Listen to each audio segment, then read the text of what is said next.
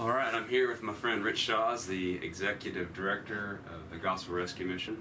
And Rich, we've just finished up studying the passage, the final judgment passage in Matthew 25, which is obviously, I've been thinking about this passage the last couple of days, and it's one of those passages, no matter how you look at it,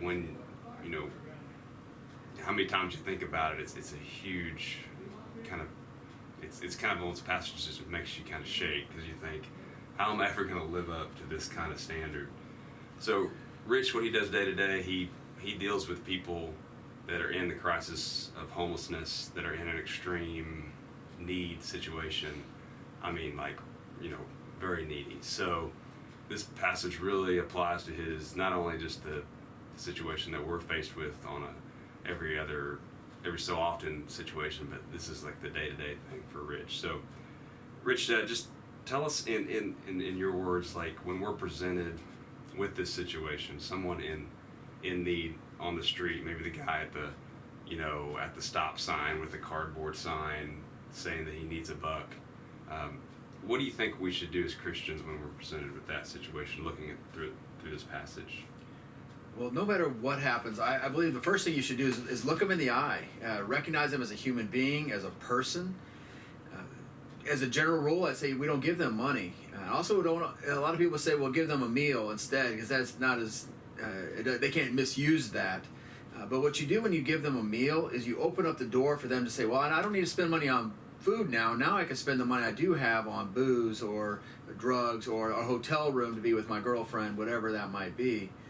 So as you open up the door, but I do want to kind of highlight this other fact. The Holy Spirit might be leading you personally to actually give them money. So if the Holy Spirit's speaking to you, definitely give them the money. But it's important that we start to recognize the voice of God, the voice of the Holy Spirit in our lives versus guilt, shame, embarrassment.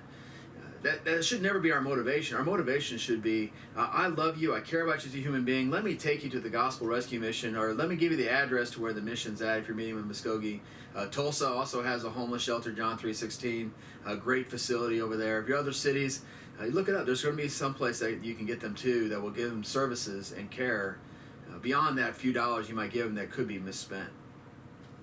And Rich, to follow up on that, the thing that's kind of somewhat conflicting about this verse is, if you take it just word for word, it sounds like it's sort of a saved by faith or saved by works rather than faith type of doctrine, where we know that's counter to the message in the gospel. So how do you kind of weigh that? Because it does sound like this is sort of a works-based situation where we're before God and we have these works presented to us and we're judged from there. Well, God's developed and presented works for us to do. These are things that He has called us to do. He has spoken to us, and when we do these things, we do it out of obedience. We share whatever God's given us. We care for people who come to the Gospel Rescue Mission because we care about them, not because we want to earn our salvation or do any of those things. The truth is that there are probably Muslims who serve the poor better than we do sometimes, and I'm embarrassed by that when I hear about somebody who's a pagan serving the homeless better than us. I'm embarrassed by that, because I think as a servant of Jesus Christ, I want to be the one who's doing the right things, who's doing those incredible opportunities, show those opportunities of love and care for these men and women. But above all things, recognize these folks as human beings and enjoy that. There's a joy in human beings in life. And don't try to earn your salvation. Al Capone fed more hungry people than I will ever do in my lifetime, yet I don't see any fruit in his life that's going to point out that he's going to heaven. And so the rest of us, don't try to earn your salvation by doing this. Just do it because Jesus is there, and He is there in those people in a dreadful disguise. And that's kind of what He's saying in this passage. I am there. That is who I am. I am walking there, and He comes to the mission. He looks like a drug addict. And I'm thinking, whoa, but I'm supposed to love them. And I can't love them as they are, but if I start to look and I see Jesus in them, I can love them, that Jesus inside them, and they can't tell the difference. And another thing about this passage, too, is really doesn't really give us any guide to how to help people.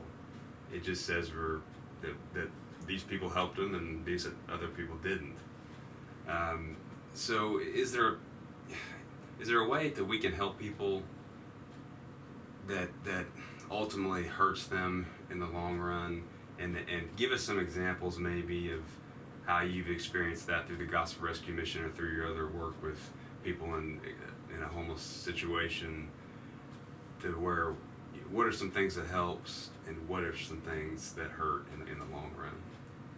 When I was at Bible college, I was volunteering at a rescue mission in Springfield, Missouri, and when you're a Bible college student, you get the opportunity to preach. You get excited, you go preach. And I preached my first message as somebody got saved. I mean, I got to tell you, I was so excited. I couldn't believe that I would preach and somebody got saved. It was a mind-blowing moment. And so the next week I was there, and I saw the guy, and I was like, I was going to disciple him, and I was spending time with him, and he asked for some money. And I gave him money, and he immediately took that money, got thrown out of the mission that night for drinking alcohol, and his whole life spiraled from there. So what I thought was helping him, giving him it was all just change. I was a college student, so all I had was a change in my ashtray, because I didn't use it for ashes, so I had to use it for something.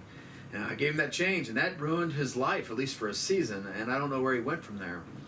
So just handing out money, anything that's going to help feed their addictions, feed their desires that are beyond, that are not of God, is going to hurt them ultimately.